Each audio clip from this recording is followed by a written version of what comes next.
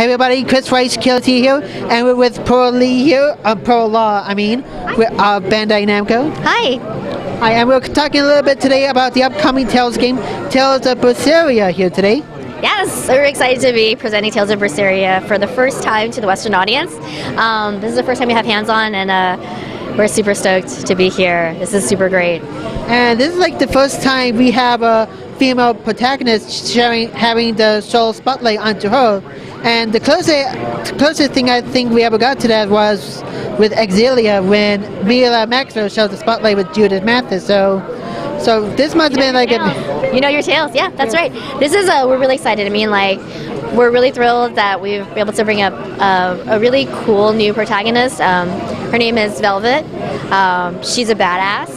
She's essentially, I don't know if your viewers have seen the trailer so far, but she's basically kind of going through and like wreaking havoc. She's got this left arm that's been possessed by a demon, and she basically just kind of goes, and like eats people in a rage-filled kind of blaze of glory.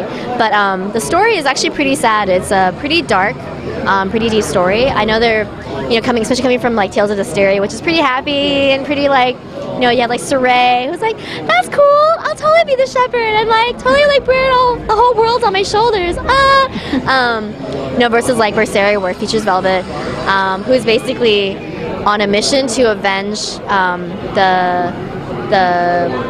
the deaths of her family members. So there was on the night of the harvest, on the night of a harvest moon.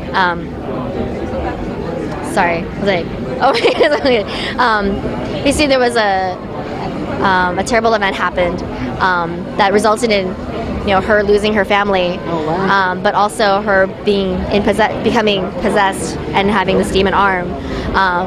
And the purpose of this was supposed to be a sacrifice to actually save the world from the demon blight, which is this terrible disease that was consuming people and causing people to kind of become, like, you remember the Hellions from Berseria? Yeah. Basically become like Hellions who are going through and just kind of wreaking havoc on the world.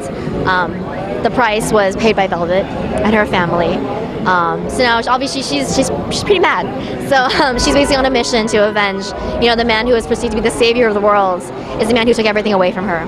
So we're following her on a mission of revenge. Okay, that's pretty cool.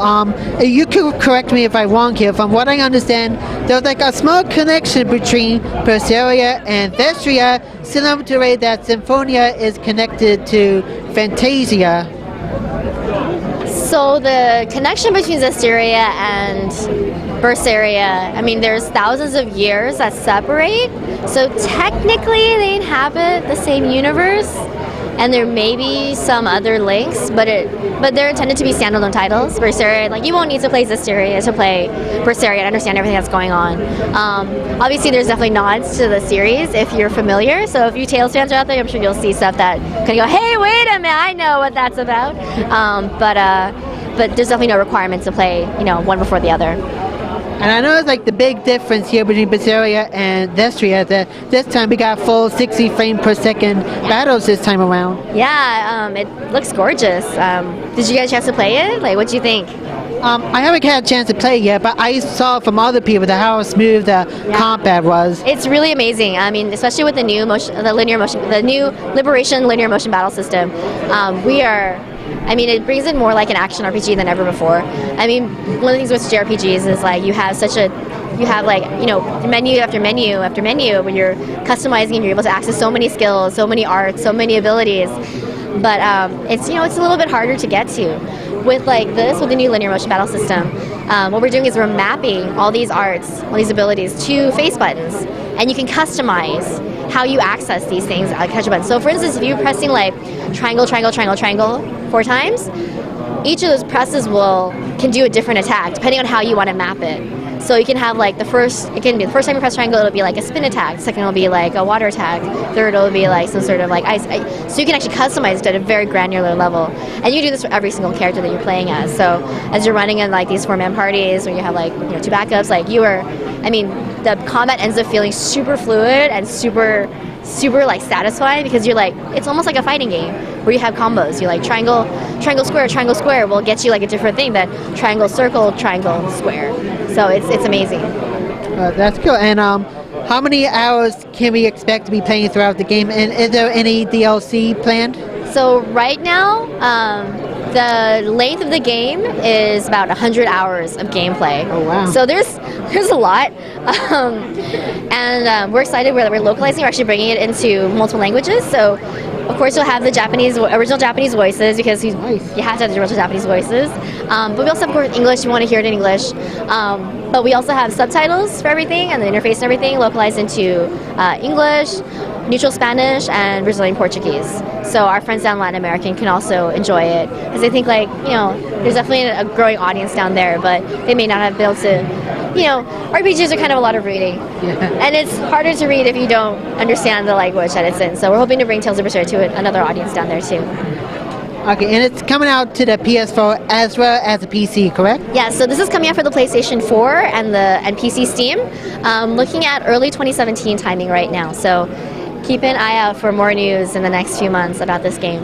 Okay, and I do have to say that the PC port of Berseria was pretty good, but unfortunately Tales of Symphonia, let's just say politely, needed a few kinks to put out here. So hopefully, can we at least say that you learned from the mistakes, and hopefully that PC port of Berseria is up to standards? I think Steam is relatively new for us, and I think there's definitely a priority of wanting to do more on Steam. And Symphonia was not the smoothest launch for us. You're very nice and saying your words are very kind. I remember reading those message boards and seeing like what people were saying, and you were very nice about it. Yeah. So I can say that we're definitely putting an effort into Berseria to try to make it, more like Berseria, but more like also just, understanding what the Steam market is, understanding what Steam gamers want, and just try to give them a better experience, than we have in the past, for sure. We definitely want to do that.